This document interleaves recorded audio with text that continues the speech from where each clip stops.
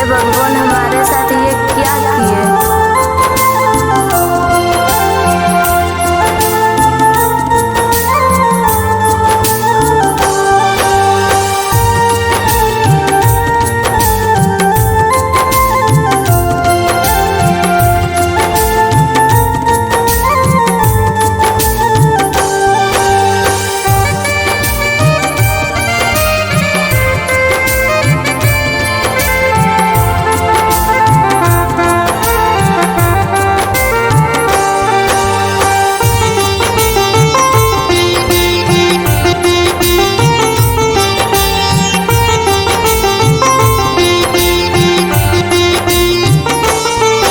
भगवान अब मैं क्या करूंगी ऐसी हाल में, एक पिता ने मेरी मांग उजारी 22 साल में।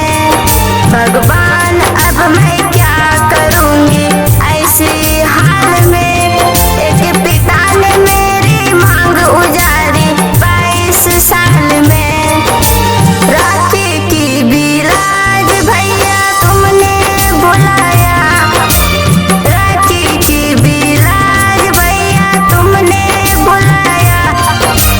बहनों को जीवन भर भैया, बहनों को जीवन भर भैया तुमने रुला दिया। भगवान अब मैं क्या करूंगी ऐसी हाल में, एक पिता ने मेरी मांग उजारी 22 साल में।